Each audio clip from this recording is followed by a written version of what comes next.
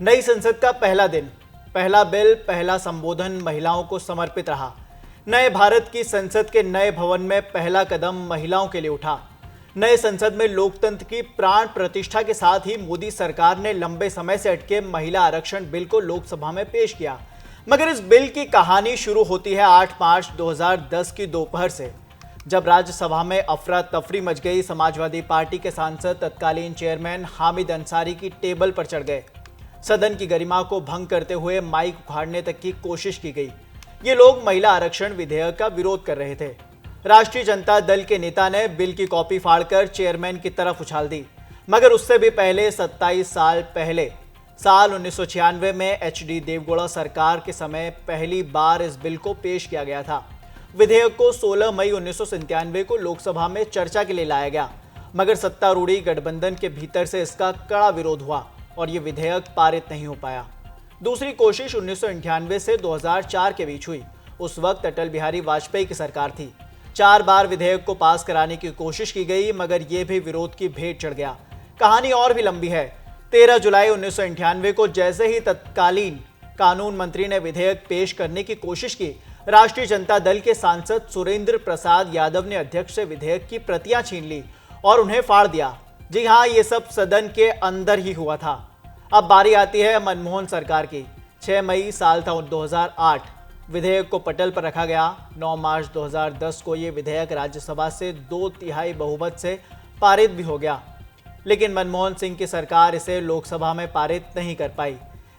इस बार मोदी सरकार ने महिला आरक्षण के लिए पेश विधेयक को नारी शक्ति वंदन विधेयक नाम दिया है। आज जागरण प्राइम में चर्चा इसी पर होगी कि आखिर क्या है इस बिल की पूरी कहानी और इनसाइड स्टोरी। हमारे साथ इस वक्त स्टूडियो में 2 खास मेहमान मौजूद है। जागरण प्राइम के एडिटर और एक्सपर्ट स्कंद जी हमारे साथ मौजूद हैं और विवेक जी हमारे साथ मौजूद हैं। स्कंद जी, सबसे पहला सवाल आपसे, कब, क्यों और कैसे इसकी ज़रूरत क्यों पड़ गई आखिर? देखिए, जो महिला आरक्षण की बात है, ये अब जैसा आपने अपने आंकड़ों में दिया कि ये करीब 27-28 साल से मुद्दा लगातार चल रहा था। और ख़ासतौर पर जो केंद्र में जो भी पार्टी रही, चाहे भाजपा रही हो चाहे कांग्रेस रही हो, ये हमेशा अपने आप को कभी इन्होंने ये विरोध नहीं किया। इन्होंने कभी ये विरोध नहीं किया कि हाँ, हम इसके विरोध में हैं या हम महिला आरक्षण के विरोध में हैं। जो भी ज़्यादातर विरोध आया वो ज़्यादातर समाजवादी पार्टी या राजद और किसी खुला मुखर विरोध आया था। तो अब लास्ट टाइम कांग्रेस की जो आखिरी दौर था यूपीए का, आप याद करेंगे, जब लोकसभा में पारित नहीं करा पाई, तो कहीं ना कहीं कांग्रेस से वो एक बड़ी चूक हुई थी या कांग्रेस ने एक मौका गंवा दिया था। अब जब मोदी सरकार एक नए 2024 में नया मैंडेट लेने जा रही है, तो कहीं ना कहीं उसके ऊपर एक जिम्मेदारी थी कि हाँ, ये एक जो बहुत पुराना वादा था महिलाओं के प्रति या आधी आबादी के प्रति, वो एक पूरा करने की कोशिश है। और मुझे लगता है कि इस बार फाइनली 27 साल बाद जो है आधी आबादी को उसका हक मिल पाएगा। विवेक जी, महिला आरक्षण विधेयक अगर पास हो गया, जो कि पास उम्मीद की जा रही है कि पास हो भी जाएगा, ये अमल में कब से आएगा, लागू इसे कब किया जाएगा अच्छे से प्रॉपर्ली? जैसा कि जैसे हमारे साथी स्कंद जी बता रहे थे कि कितनी कश्मकश रही है इस विधेयक को लेके, तो सबसे पहले ज़रूरत इसकी जो है उसमें एक बहुत बड़ी 2022 की ग्लोबल जेंडर गैप रिपोर्ट थी। उसमें भी ये मतलब बताया गया था कि 146 देशों में से भारत का महिला प्रतिनिधित्व जो है वो 48वें नंबर पर आता है। और अभी ये अगर रिपोर्ट अभी ये जब बिल पास हो जाएगा तो भारत अमेरिका और कनाडा जैसे देशों से भी आगे निकल जाएगा। पीआरएस की रिपोर्ट के मुताबिक अमेरिका में अभी 29% और कनाडा में करीब 31% महिलाओं को ही आरक्षण है, जबकि हमारे यहाँ 33% आरक्षण की बात की जा रही है। दूसरी बात जब कही जा रही है कि कब से ये लागू हो पाएगा, तो एक्चुअली इस विधेयक को लागू करने के लिए ज़रूरत है कि पहले जनगणना होगी, फिर परिसीमन होगा, उसके बाद से ये तय होगा कि कितनी सीटें हैं और उसमें किस हिसाब से महिलाओं की हिस्सेदारी होगी। तो इसको जहाँ तक 2024 की लोकसभा में लागू कर पाना आसान नहीं होगा सरकार के लिए। हो सकता है कि इसके आगे 2029 तक इसको लागू किया जा सके। एक चीज़ और देखने को मिलती है, 27 साल बीत गए, बिल आते रहे, चर्चा होती गई, मगर आम जनता को इसका क्या फ़ायदा मिल सकता है?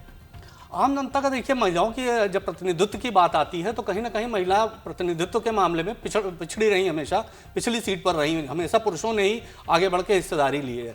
जब महिलाओं का प्रतिनिधित्व बढ़ेगा तो उनको लेकर संसद में भी स्थानीय निकायों में भी और बाकी देश में बिल और जो कानून बनाएंगे उसमें भी महिलाओं की सोच, महिलाओं की ज़रूरत को देखते हुए चीज़ें ज़्यादा बेहतर तरीके से रखी जा सकेंगी।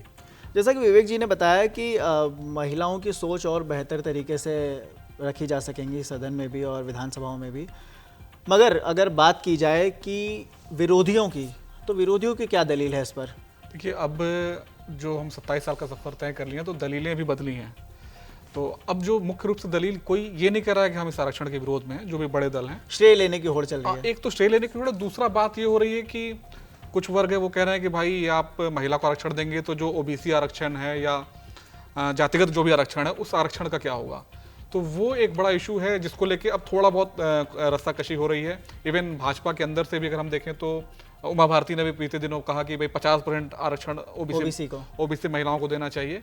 तो इस तरह के छिटपुट मांगे ही आएंगी और बहुत व्यापक विरोध होता मुझे नहीं लग रहा है। अच्छा, एक सवाल यहाँ पर यह भी खड़ा होता है कि हम आमतौर पर बिल देखते हैं जो लोकसभा से पास होता है, फिर राज्यसभा में जाता है, फिर राष्ट्रपति के हस्ताक्षर के बाद कानून बन जाता है, मगर इस बिल को पास कराने में राज्यों की भी अहम भूमिका होगी, उसको लेकर क्या कुछ है? ये संसद में कोई, जब संविधान में कोई बड़े बदलाव करने होते हैं तो उसकी एक प्रक्रिया है। उसके तहत पहले लोकसभा, फिर राज्यसभा, उसके बाद 50% करीब राज्यों की भी सहमति ज़रूरी होती है। तो उसके लिए विधानसभाओं में भी इसको लेके वोट कराना होगा। अच्छा, विधानसभाओं की अगर हम बात करें कि 50% विधानसभाओं का भी इसमें वोटिंग ज़रूरी होनी चाहिए आंकड़े के मुताबिक। अगर हम आंकड़ों की बात करें तो 11 राज्य ऐसे हैं जहां पर इंडिया गठबंधन के दलों की सरकारें हैं, 3 राज्य ऐसे हैं जहां दूसरे दलों की सरकारें हैं जो ना इंडिया गठबंधन के साथ हैं ना एनडीए के साथ हैं। ऐसे एनडीए की सरकारों का भी कुछ आंकड़ा है। तो विधानसभाओं में ये बिल कहीं अटक सकता है या फिर वहां पर से भी आराम से पारित हो सकता है? नहीं, मुझे इस बात की बहुत कोई आशंका नज़र नहीं आ रही है, क्योंकि अगर आप देखें तो ओवरऑल करीब 15 से 16 स्टेट जो हैं वो एनडीए के पक्ष में हैं। कुछ स्टेट ऐसे भी हैं जो कि एनडीए में तो नहीं है, लेकिन हर वक्त जो है उनका अगर हम रिकॉर्ड देखें तो वो केंद्र सरकार के साथ खड़े होते हैं, तो वो इशू नहीं आएगा। दूसरा, इंडिया स्टेट की भी बात करें हम तो आप ये देखेंगे कि ये चूंकि इस बिल को कांग्रेस की ओर से मुझे नहीं लग रहा कि बहुत बड़ा विरोध आएगा। कांग्रेस का समर्थन ही होगा आखिरी में, जो भी अगर उनकी कुछ एक छोटी मोटी मांगे अगर जोड़ दी जाती हैं तो अगर कांग्रेस भी साथ आ जाती है तो मुख्य रूप से कहा जाएगा कि इंडिया साथ आ गया है। तो मुझे नहीं लगता कि राज्यों में इसको पास कराने में कोई समस्या आएगी।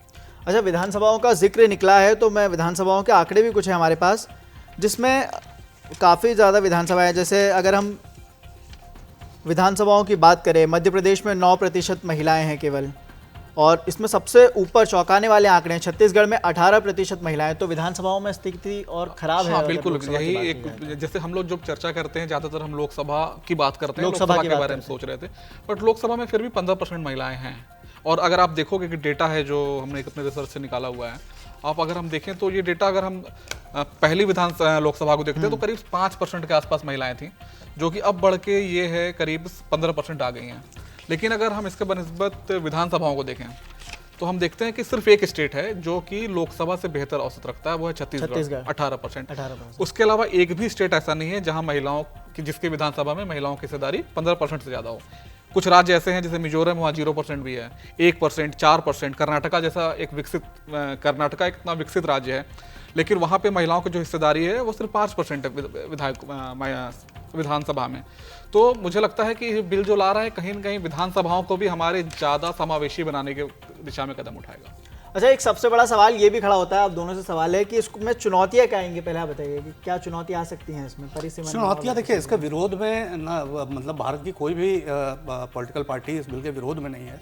सबकी अपनी मांगें हो सकती हैं। कोई कह रहा है 50% आरक्षण हो, कोई ये कह सकता है कि SC ST को इसमें कैसे आप अलग से आरक्षण देंगे या महिलाओं का आरक्षण कैसे हो। विरोध किसी का नहीं है, मांगें लोग अपनी अपनी दे सकते हैं, उसको सरकार फिर डिस्कस करेगी, फिर उसमें बिल में उसको जोड़ा जाए, किस हिसाब से समायोजित किया जाए, वो बातें होंगी।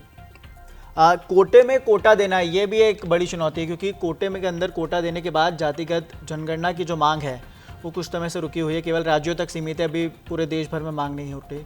ऐसे में कोटे के अंदर कोटा देने से जातिगत जनगणना की मांग भी उठ सकती है।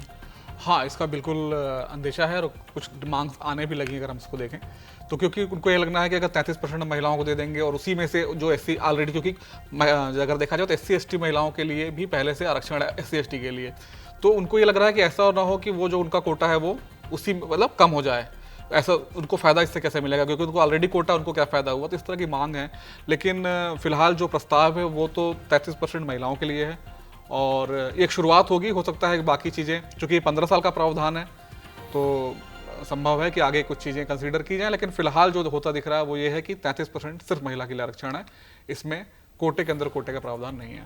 एक SC/ST आरक्षण की बात हुई और जैसा कि SC/ST आरक्षण पहले से लोकसभा में मौजूद है, मगर अब OBC आरक्षण की मांग भी जोरों पर है, तो क्या लगता है अब सरकार का क्या एक्शन प्लान होगा? क्योंकि उमा भारती ने भी अब मांग कर दी है, प्रधानमंत्री नरेंद्र मोदी को उन्होंने खत लिखा जिसमें मांग की कि OBC को भी आरक्षण दिया जाए। इसके साथ ही ओबीसी का आरक्षण एक्चुअली क्या है कि 27% आरक्षण जो देते हैं ये लोग, लेकिन इसमें लोकसभा, विधानसभा या इस तरह की संस्थाओं में इस तरह का आरक्षण अभी फिलहाल नहीं है और मुझे नहीं लगता कि सरकार अभी इसको लेके, क्योंकि एक बहुत बड़ी चुनौती हो जाएगी समायोजित करने में, क्योंकि एक बहुत बड़ा हिस्सा जो है वो ओबीसी का प्रतिनिधित्व चाहेगा। अच्छा, विधानसभाओं का जो डेटा हमने देखा, मगर लोकसभा का भी डेटा देखा, विधानसभाओं में कुछ कहीं जगह पर मिजोरम में स्थिति 0% है, छत्तीसगढ़ में 18% है, लोकसभा की बात करें 15% है। मतलब अगर वैश्विक स्तर पर बात की जाए तो बाकी देशों के मुकाबले भारत कहाँ ठहरता है? अभी की बात करें हम तो हाँ काफ़ी पीछे हैं। जैसे कि एक डेटा मैं आपको देता हूँ, स्वीडन में 46% महिलाएं हैं, वहाँ की जो संसद है। नॉर्वे में 46% है। साउथ अफ्रीका, मतलब हम कहते हैं कि ब्रिक्स में शामिल, हम लोग लगभग एक जैसी परिस्थिति से आते हैं देश हैं, हम लोग भी कॉलोनाइज रहे देश हैं, वहाँ भी महिलाओं की हिस्सेदारी 45% है। तो उसको हम देखते हैं तो उस हिसाब से हम काफ़ी अभी पीछे हैं।